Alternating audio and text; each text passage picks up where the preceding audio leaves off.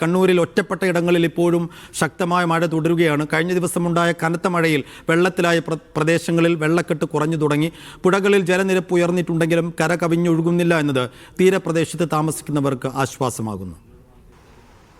കണ്ണൂർ ജില്ലയിൽ മഴ തുടരുകയാണ്. ചിലയിടങ്ങളിൽ ശക്തമായ മഴയുണ്ട്, പക്ഷേ തുടർച്ചയായി മഴ പെയ്യുന്നില്ല എന്നുള്ളതാണ് ആശ്വാസം.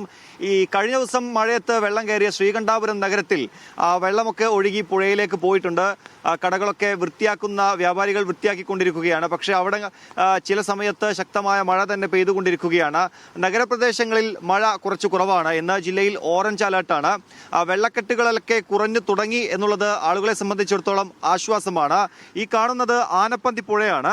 കഴിഞ്ഞ ദിവസം ഇവിടെ ആ കാണുന്ന കല്ലുകൾക്ക് മുകളിലോളം വെള്ളമുണ്ടായിരുന്നു. ഇത് പഴശ്ശി ഡാമിലേക്ക് പോകുന്ന വെള്ളമാണ്. കർണാടക വനാതിർത്തിയിൽ നിന്ന് പഴശ്ശി ഡാമിലേക്ക് ഒഴുകിപ്പോകുന്ന വെള്ളമാണ്. വലിയൊരു ഉയരത്തിൽ കഴിഞ്ഞ ദിവസം വെള്ളമുണ്ടായിരുന്നെങ്കിലും അത് പിന്നീട് ഇപ്പോൾ കുറഞ്ഞ് വലിയ രീതിയിലുള്ള കുറവ് ഇവിടെ ഉണ്ടായിട്ടുണ്ട്. അതിന് കാരണം പഴശ്ശി ഡാം തുറന്നതാണ്. പഴശ്ശി ഡാമിൻ്റെ 16-ൽ 15 ഷട്ടറുകളും തുറന്നിട്ടുണ്ട്. കഴിഞ്ഞ ദിവസം 4 മീറ്റർ ആണെങ്കിൽ അത് 5 മീറ്ററായി, തുറന്ന ഷട്ടറുകൾ 5 മീറ്ററായി ഉയർത്തിയിട്ടുണ്ട്.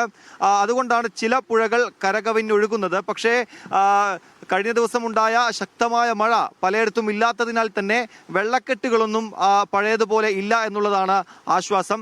നിലവിലിപ്പോൾ ആശങ്കപ്പെടേണ്ട സാഹചര്യമില്ല. ഇന്ന് കണ്ണൂർ ജില്ലയിലെ വിദ്യാഭ്യാസ സ്ഥാപനങ്ങൾക്കൊക്കെ ജില്ലാ കളക്ടർ അവധി പ്രഖ്യാപിച്ചിട്ടുണ്ട്.